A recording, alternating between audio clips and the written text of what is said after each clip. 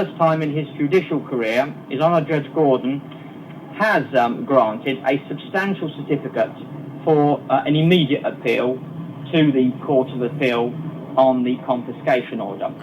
Whilst, of course, we as lawyers can never predict outcome, and especially in the Court of Appeal, we do anticipate and sincerely hope that justice not only will be done, but it will be seen to be done, regardless of the fact of whether it's John Smith, John Palmer, or John anybody. Have you spoken to your client? Yes, we have.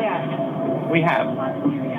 Well, Mr. Palmer is a man that has behaved in an impeccable manner towards this court. He has complied with every single court order imposed upon him, and he will continue to do so. What about the other thousands of people who say they should get compensation too? Well, they've had 8 years in which to come forward.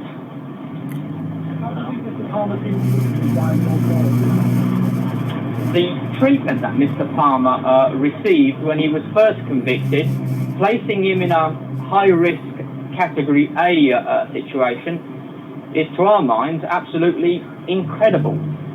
By the grace of God, the Secretary of State had the good sense at least to categorise him in accordance with his index offence and other people who had been convicted of the same type of offences.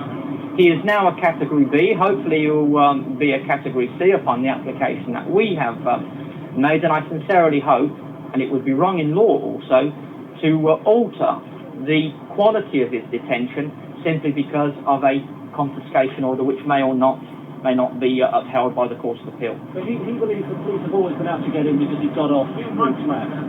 Well, he was not far wrong in that issue there. You have seen, all of you today who were in court, the intolerable and inhuman application made with only a few moments' notice to have our client handcuffed when he'd been recategorised, and that, it's something that we, all of us, should be very careful in the way that we are dealing with this matter. What's his attitude to the compensation money as opposed to the confiscation money? The compensation, he has never, ever had a problem with. He was paying compensation. He was paying the supposed losers in this timeshare situation in Tenerife right from the trial. It was His Honour Judge Gordon that stopped him from doing so during trial 1. So does that mean he'll pay the compensation irrespective of what happens in the Court of Appeal? Any genuine person that has been affected by the people that were employed by the timeshare operation between the indictment period and possibly even subsequent, if any can be found, Mr. Palmer has never, ever, ever refused to effect payment. Save us to say that they have to be genuine.